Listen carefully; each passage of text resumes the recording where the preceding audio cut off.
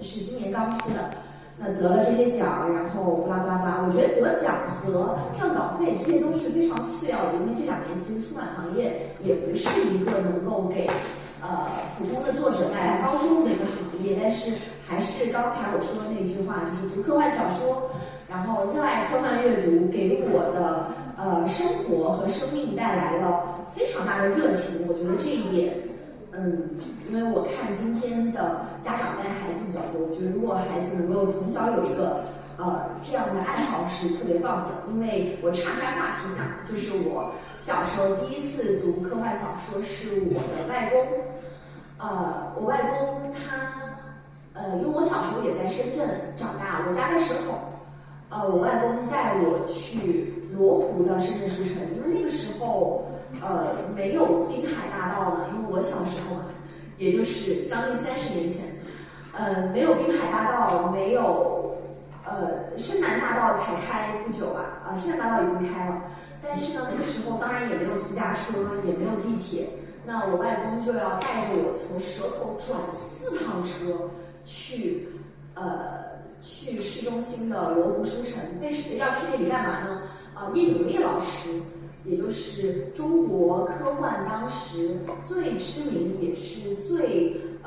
当时来看最厉害的一个作者来深圳做签售了。那他写的《小灵通漫游未来》，他写的《10万个为什么》，可能陪伴了我这个年龄，乃至于比我还要再大10岁、20岁的那一代人成长。那我当时我外公带我倒了一班车又一班车到了深圳市的罗湖书城，然后去参加了叶永烈老师的签售。那本书我买回家了之后，就是《小灵通漫游未来》买回家了之后，我还记得非常清楚。叶永烈老师给我签了我的名字，就是在那个是一个书签哦，就是祝什么什么小友热爱阅读。那也真的是这本书把我带入了科幻阅读，让我体会到了科幻阅读的这个美妙之处吧。后来也就结下了这个缘分，所以我觉得有父母陪伴孩子来参加这种读书活动，或者说是这种阅读的爱好的启蒙，还是挺好的一件事情。因为我是一个科幻小说作者嘛，那么经常会有人问我，有那么多形形色色的科幻小说的作者，你们写的小说各种各样的类型都有，有去预测世界毁灭的，有去预测外星人来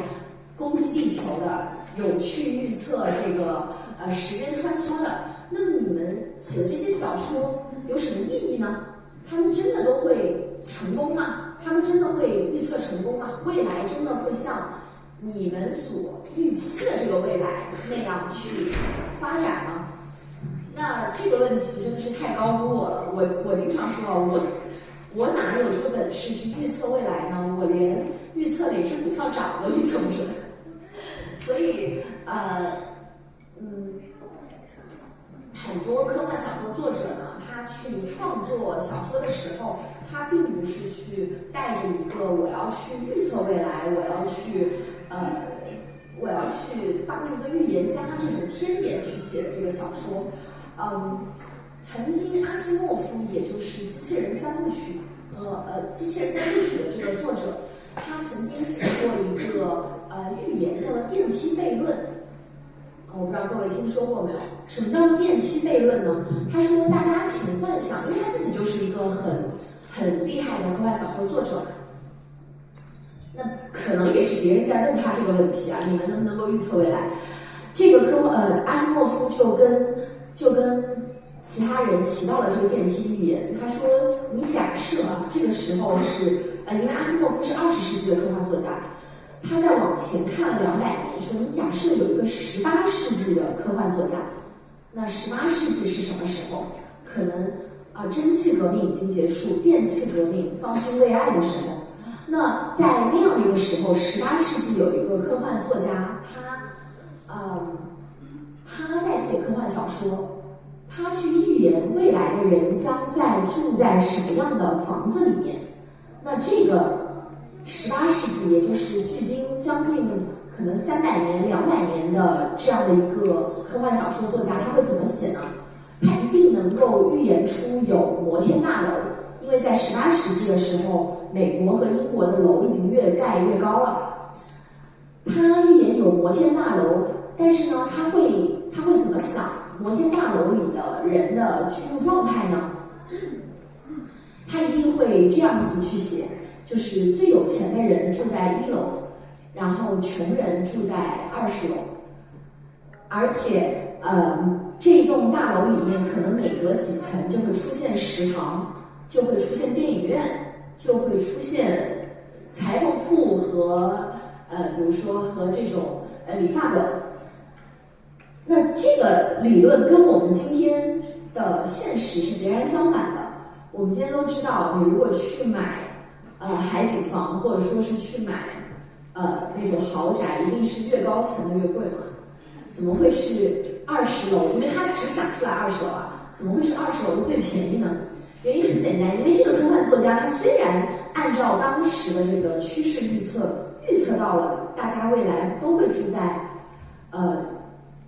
高楼里面，但是这个300年前的科幻作家他没有预测到有电梯。一旦电梯没有出现，那是不是你想一想，那你肯定愿意住在1楼呀？肯定是你住1楼的人不用满头大汗爬到20楼，那正常住在20楼的人也肯定不愿意每天下楼嘛，所以他也肯定希望自己的那栋楼里面有理发店，有这种电影院，有所有他生活所需要的一切，他不用天天出去嘛。那这个就是阿西莫夫作为一个20世纪的科幻作家去给这个科幻小说能否预测未来下的一个定论吧。是的，科幻小说的作家他没有办法预测到全知的未来，就像也许我们的古人能够猜测到未来有一种厉害的交通工具，让我们能够在天空中飞翔，从 A 点到 B 点高速的飞过去。他也能够猜到可能未来那就是飞机嘛，我们知道刚刚我说的。那还有他可能也能够预料得到我们有千里眼顺风耳，用一个小小的设备就可以千里传音，跟非常非常遥远的远方的自己的亲人、家人、朋友、恋人去打电话，去发信息，那这就是我们的手机。这可能古人都能够猜到，但是呢，古人一定猜不到，一定预言不出来什么叫做充电宝，因为这个东西太细分了，这个东西太细节了，它是很难被预言到的。同样，预言到有飞机的人。古人预言到有飞机的古人也一定预言不出来未来我们坐飞机之前会经历一个叫做安检的东西，因为这个东西也是太细了的，也是太精细的。因为安检的出现，那也是在飞机的运行过程当中可能出现了各种各样的这个不能叫交通事故吧，就是有坏人事故。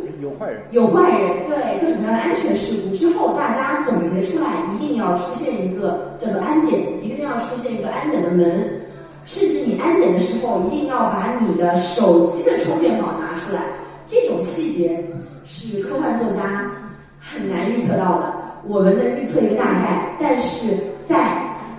每一个细节里面的细微的偏差，就像蝴蝶效应一样。一点点细小的偏差、细微的偏差，可能会把我们的未来，可能会把我们的故事带到一个截然相反，乃至于完全不搭嘎的一个未来上去。所以这个我的这个答案就是科幻小说不能预测未来。但科幻小说有什么意义呢？我觉得可能是有2个意义吧，一个是阅读科幻小说可以让无论说是孩子还是年轻人啊，还是成年人，他们保持一种良好的对科学的审美。我在这里用审美这个词其实是有一点点抽象的，因为审美这个东西很难去定义。那可能有些人会觉得红色是美，有的人可能会觉得绿色是美，但是我会觉得说，热爱科学和对基本的科学的一些逻辑和活在世间的一些基本常识有一个最基础的认知和尊重，这件事情是非常重要的。然后通过阅读科幻小说，我觉得还是可以很好的让一个人培养出这种基本的对科学的审美吧。我觉得这件事情还是挺好的。我也非常感谢，在我可能很小的时候，我已经忘了几岁了，可能我刚认字的时候，我外公给我看了那些叶永烈老师的书，《科学童话365》小灵通漫游未来10万个为什么，那些书给我奠定了一个热爱科学并且求知，甚至有一点偏执钻牛角尖的这样的一个底层思维啊。我会看到什么东西都会问一句，哎，这个是为什么？哎，这个原理是这样的。那我如果不怎么样，它会不会有另一种结果？那可能这些东西是科幻小说能够给到读者带来的一个比较基础的素质培养。那第二点呢，就是我这里写的，科幻小说与其是你去看一个未来的预言剧，不如说是一种有意思的思想实验，将人和群体放到极端的情况中去，看他们会衍生出何种生活状态与社会状态。怎么说呢？我该怎么举这个例子呢？我不知道大家有没有看过很多科幻的这种末日生存片呐、就是那个就是一个非常强烈的例子，就是这种极端的例子，就是如果有一天人类面临了外部的极大的危机，那这种危机可能我们大概率在现实生活中是不会遇到的。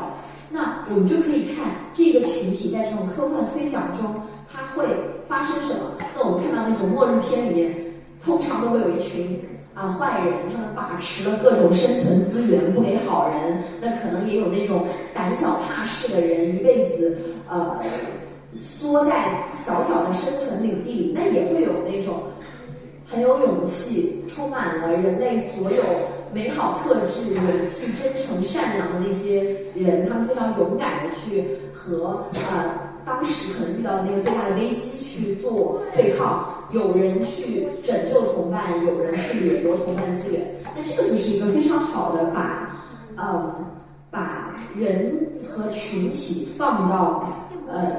极端状态下去的一个很好的例子。经常有人跟我说，科幻小说作家他的文笔为什么不是很好？可能会吐槽科幻小说的作家，他写人物没有那么的立体，就是个人的这种性格感觉没有那么的自然，它不像那种主流文学或者说是传统文学去刻画那种苦难刻画那种人命运的多舛去赞颂那些人性的光辉。科幻小说作家好像做这一点做的不是特别好。对此呢，我就有一个解释。那也正因为是这个原因，就是科幻小说它更像是一种群体的思想实验，它把人类作为一整个群体放到极端环境里。就像你去看《三体》你看刚刚在座很多人都看过，那《三体》中他没有去追溯某一个人云天明好惨虽然他确实很惨，好惨他都这样了，他都那样了，他居然他内心还没有变态，他居然还在为人类在做着贡献。他没有去深入探究这个问题，而是在把视角拉得非常远，把这个高倍镜的目镜开到非常，我不知道该怎么说，开到非常广了，应该这样说吗？就是你在这个镜头之下会看到一个众生的景象，就是人类在末世的时候最后有的人可能你看到去集资买那个飞船的船票也想着别人逃不走，我的子孙后代可要逃走。那有人就利用这一点去骗钱，骗子还是在的，去骗钱，说我有末日船票啊，你给我黄牛价，买一点黄牛票啊。然后故事里面也有这种像程心这种人，那程心他其实就是一个人类性格的最大公约数，他是善良的，他是真诚的，他甚至是有一些这种非常美好的这种期望和愿景的，但是一人一票把程心投到了这个位置，它往往带来的是一个非常糟糕的结果，它把三体人就引来了。那三体呢，它就是一个非常典型的把人和群体放到极端环境中的一个有意思的思想实验。所以科幻小说的快感可能就来自于这一点，一就是这个它会给你带来很好的科学审美，那二就是它是一种有意思的思想实验。让我欲罢不能。这幅图叫做暗淡蓝点啊，我为什么要提这个呢？卡尔萨根是一个很有名的科学家，是个美国科学家，同时呢，他也是一个科普作家，他也是一个科幻作者，他也写了一本科幻小说。他科幻小说也被拍成电影了。那卡尔萨根他曾经就是这幅图，大家看一下右边这幅图。这幅图呢，就是 NASA 发射的一颗卫星，叫做旅行者1号。大家知道吗？这个卫星还是很有名的，它现在已经离我们非常非常远了，应该已经行出太阳系了吧？好像还是我有点忘了，就是这颗旅行者1号呢，在1990年的时候，那个时候它已经发射出离地球整整60亿千米了。60亿千米这样的一个距离，它已经早就远离了地球的大气层。那在这个时候呢，它是用于去采集影像回传地球的这样的一颗飞行器嘛。那这个时候它把镜头从深空中调转了过来，对着地球拍了一张这样的照片，在距离地球整整60亿千米的地方。就是右边这张照片，大家能够看到里面是非常的，我觉得这个屏幕的显示甚至没有那么好，我甚至找不到它。在最右边那道红色有一点点泛暖色调的光斑里面，有一个非常非常小看不到的一个蓝点。把它圈出来。圈出来啊！我应该圈出来了。反正就在某处吧，也。鼠标点一下，用鼠标点一下，大概的位置。这里。我觉得分辨率可能不支持，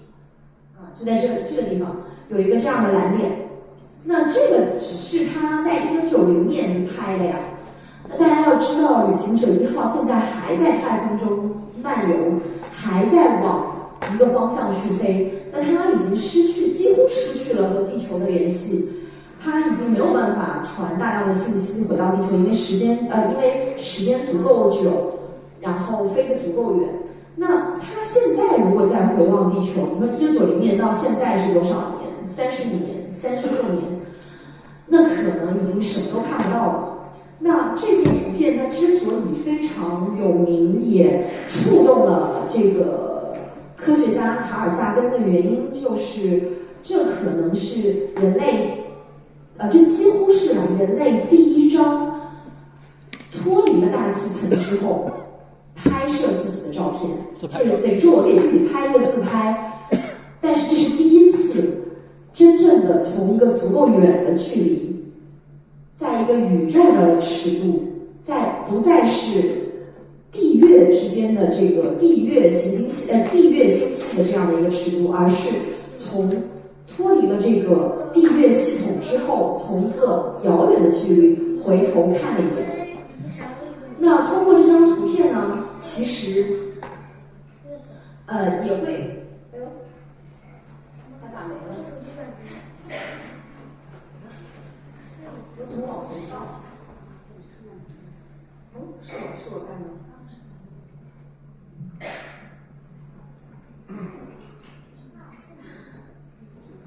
等一下，我往前看。是，没关系，我继续说。那也是，然后所以卡尔萨根看到这张图片之后，他有感而发，他就写了一段这样的文字啊：我们所有的痛苦和欢乐。你先把它。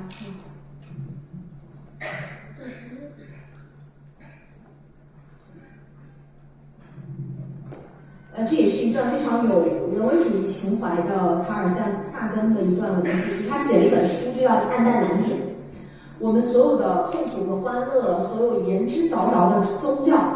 意识形态和经济思想，所有的猎人和强盗、英雄和懦夫、文明的缔造者和毁灭者、国王和农夫、热恋中的情侣、父亲与母亲、满怀希望的孩子、发明家和探索者、德高望重的教师、腐败的政客、超级明星、最高领袖，人类历史上的所有圣徒和罪人，都聚集在这里，一粒悬浮在阳光中的微尘。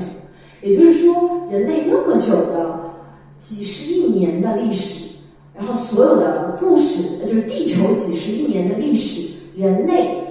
可能短短5000年不到10000年的这个历史，爱恨情仇，你从宇宙的尺度去看，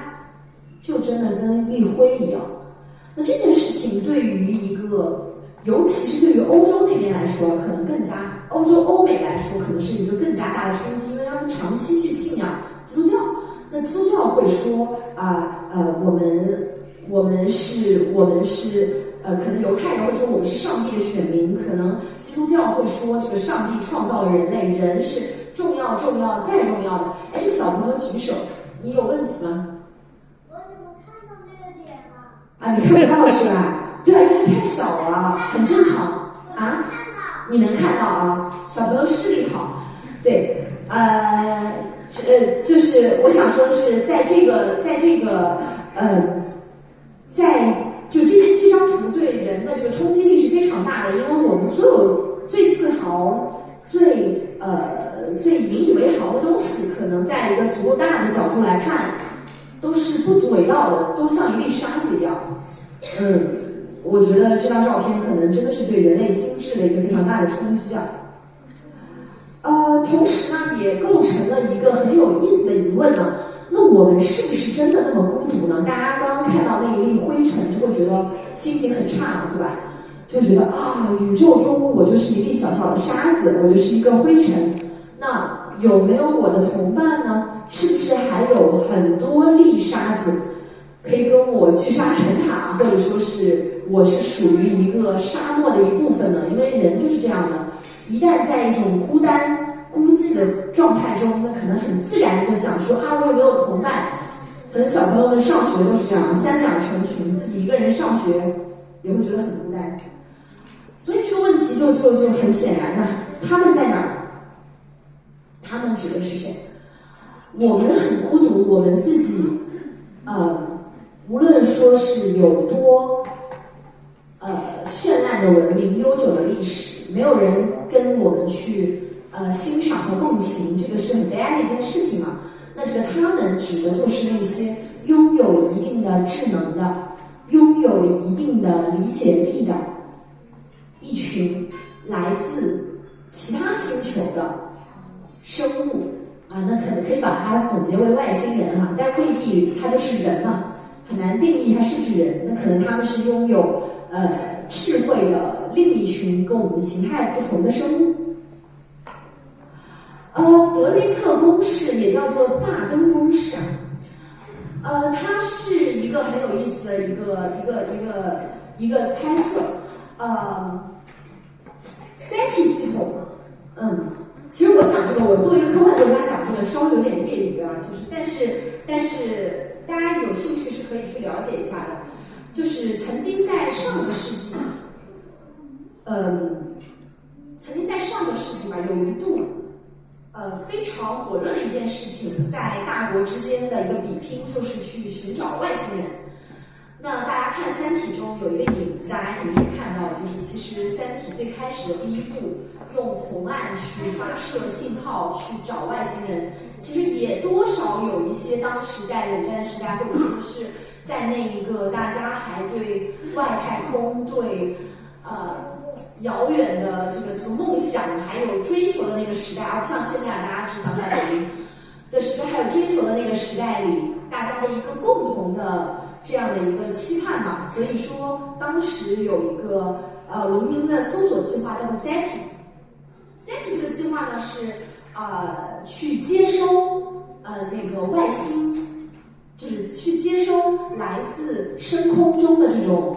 电磁波。然后在这些电磁波中找到地外文明可能存在的信号。那我们想，地外文明肯定不可能给你发一个什么 hello 啊这种东西嘛，对吧？所以他找的其实是地外文明中的水信号，就是这种水的信号能否从这种电磁波里面给挑出来。那我们知道，上个世纪可能70、80年代、90年代那个时候的计算机是相当落后的这个算力和相当落后的这个运转速度嘛。我当时还记得，当时 SETI 还发布了一个屏幕保护，哇，现在都没有这种东西了。屏幕保护的软件，就是你作为个人，你可以通过互联网去下载他们的那个屏保。那么在你的电脑不用了，可能5分钟，比如说你去上个厕所、去闲谈的那5分钟、10分钟的时间里，你的电脑屏幕就变成了屏保那个状态了。你的电脑的算力还会被 SETI 调用去分析那些电磁波的图像，我觉得这个就非常有意思。但当然，这个是当年的一个计划了，现在应该已经快停了吧？反正也是那个，也是时代的眼泪了。不是挖矿吗？啊？不是你的电脑的资源被人用来挖矿吗？啊，对，现在去挖矿，是有道理。就现在大家现实很多嘛，找啥外星人对吧？不如搞钱。那基于这个 SETI 的这个逻辑呢，德雷克就是当时科学家，他就因为找不到外星人呐，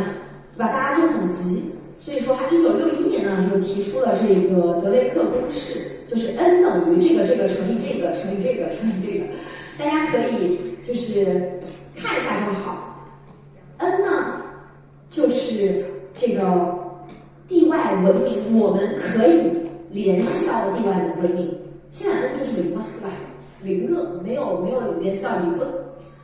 n 应当就是，但是可能未来会有嘛，对吧？就是我们可认识到的，或者说可联系到的地外文明等于 r 是银河系每年新诞生的恒星数量乘以 FP 是拥有行星系统的恒星比例，因为他们假设你的这个文明一定会诞生在行星上，肯定不可能诞生在太阳上，因为太阳太热了，温度太高了。那光有行星也不行，我们都知道太阳系的这个8大行星中，只有这种类地的行星，它是有坚实的外壳的，我们才能站在上面，才可能有水的诞生。也不能说才可能有水的诞生才可能有这种液态水贮存在上面。那你要是那种类木行星，像土星啊、木星，它们是一个气态的这样的一个形态，那可能比较实际一点去想。你想，如果是一个实体的话，可能站在上面站不住啊，你就陷进去了，你就陷进这颗行星深处了，怎么可能会有文明诞生呢？那所以要把这个比例乘上，因为就得把那些这个气态的行星的比例给剔除掉，就又少了一些。就是这些所有的小写字母都是小于1的啊，都是0点几0点几，所以它越乘越小。那 FL 就是这个行星上实际出现生命的比例那大家知道地球出现生命是一件非常奇迹、非常神奇的事情有一种说法就是一道闪电击中了这个原始汤，然后形成了氨基酸，把很多的这种本来不搭嘎不相关的这种化合物给聚集在一起，变成了复杂的化合物，它们又在一起形成了在无穷长的时间里形成了这种生命的这种膜状组织，然后我们从此就有了可以区分内和外，才有了这个生命。这个是一件很难的事情，都是非常巧合的。可能这个 FL 我觉得是这里面系数中最小的一个，因为真的很难。，Fi 是生命进化出智慧文明的比例。那什么叫智慧文明呢？什么叫文明呢？或者这么说，海豚，或者大家养没养过狗？有没有小朋友养狗的？养边牧的？有养边牧的吗？你见过边牧吗？边牧是不是好聪明？边境牧羊犬，就是边牧是狗中最聪明的。我经常在网上发帖子，有人要骂我的时候，就会说你的智商还不如一条边牧。对，所以这骂人的话嘛，就可见啊，边牧的这个智慧，你也不能说它不是一个智慧啊，智慧生物啊，我觉得是啊，海豚也是有智慧的生物啊。海豚甚至有喜怒哀乐，甚至会欺骗，甚至会讨好人类，非常复杂的情绪，比很多低情商人士要高。那但是海豚会给你发信号吗？海豚会或者说是边牧会用电脑吗？对吧？还是不会。那FC 是这个智慧文明掌握通信技术的比例。那我们现在即便不讲这个海豚和边牧啊，我们就说人。那如果现在地球上所有的人的发展水平往前推100年，或者是推200年吧，当无线电还没有被发明出来的时候，那是不是我们也没有办法向外通信了？外星人要来联系我们也联系不到嘛，对吧？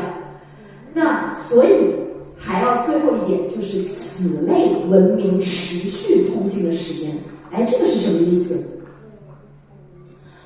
就是即便我们在一段特定的时间内拥有向外通讯的能力，我指现在啊，假设我们现在是有了，即便这个功率还非常低，就是向外通讯的功率还非常低，但是我们现在已经有了向外通讯的能力了。但是我们会有这种能力有多久呢？有没有可能有一天爆发了某种战争，或者说是某种很大的灾难，人类又退回了那个茹毛饮血的时代？有没有可能？或者还有没有可能，大家都沉迷抖音，沉迷元宇宙，沉迷打网游，所有人打网游，大家都没上班了，全部去打网游，大家沉迷在那个虚拟的世界中。我们为什么要向外星人通讯呢？没有必要啊！我们在虚拟世界中建构一个虚拟的外星人，跟他做朋友就好了。他的感触、感受和我们的交互，可能有了 AI 之后啊，跟我们的交互是跟真正的外星人是一样的呀，给我带来了更多的快乐呀。所以，可能人类拥有这种非常淳朴和直球的这种向外通讯的意愿的时间，是一个时间段来的。它可能从第一个无线电的电报发出去，到核战争也好，或者大家沉迷元宇宙也好，中间它是不是也就个几百年，甚至不到1000年？所以后面还要乘以这个 L。那这个 R 我们知道是一个可能是一个相对大的数字，但是你0点几0点几0点几这样一乘，那后面这个数字就无限小了。所以这也就解释了我们为什么到今天还没有发现外星人。尽管我们看了那张暗淡蓝点的图片，我们也看了无数的这种拍摄宇宙、拍摄星空，你会觉得很毛骨悚然，因为你发现星空的任何一个点，把它放大，里面都是密密麻麻的星系，星系里面又是密密麻麻的恒星，每一颗恒星都带着好几颗行星。但即便如此，我们头顶上方几亿、几十亿，或者说是几百亿的存在生命可能的这样的星球，我们还是没有办法找到我们的同类。这可能就是德雷克公式的一个解法。哎，那这个黑暗森林理论，哎，我回到我最喜欢的三体了，就是黑暗森林理论。其实三体呢，就是德雷克公式的另一种解，就是为什么我们到今天德雷克公式还是个零呢？就是那个发现外星生命还是个零，就是这个黑暗森林理论来自三体。这个看不看得清？可能看不清。就是黑暗森林中就是三体的第二部男主角叫做罗辑嘛。罗辑他的一个现实中的身份是叫做宇宙社会学家，然后当时我就非常兴奋因为这个宇宙社会学是一个现实世界中没有的学科，罗辑把它发明出来了。我当时想，哎呀，这个是虚构的人发明的，有没有可能我也把它发明一下，然后我就可以成为这个学科的开山鼻祖了呢？这是我的一个想法。哎呦 ，sorry。那就是咱们不要扯偏了啊。这个宇宙社会学呢是怎么推断出来的呢？罗辑呢是在叶文洁，也是第一部的那个女主角把三体人招来的那个第一部女主角的女儿的墓前遇到了叶文洁，她遇到了叶文洁，叶文洁就跟她说了2条宇宙中的公理。第一条是生存是文明的第一需要，就每个文明都要生存下去，很好理解。第二条是文明不断扩张和增长，但宇宙中的物质总量基本保持不变，也就是说资源有限。那这2条推论，这2条就可以，这2条公理公理就是2个事实嘛，这2个事实就可以推导出2条重要推论，就是猜疑链和技术爆炸。这个是怎么推出来的呢？帮大家复习一下三体。会不会太小了字？有点小，放大一点。没事，我读吧，因为我觉得应该 PPT 是没有办法放大的。猜疑链。猜疑链呢，它是指在宇宙中，如果我们假设有2个文明，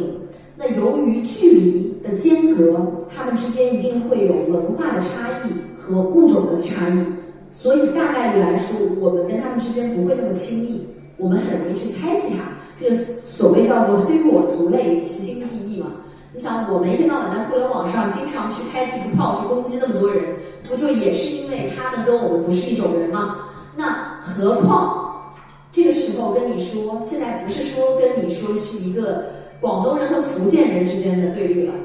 对吧？广东人要吃福建人，已经不是一个这样的对立了，已经不是一个中国人和日本人之间的对立了，已经不是一个黄种人和白种人之间的对立了，而是我们和我都不知道哪一个星系里长成什么样的一种很奇怪的一种生物之间的这种对立。那可想而知，那我们之间的猜疑是会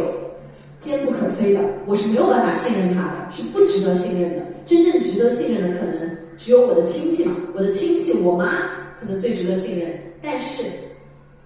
跟我完全不像的这种文明不值得信任。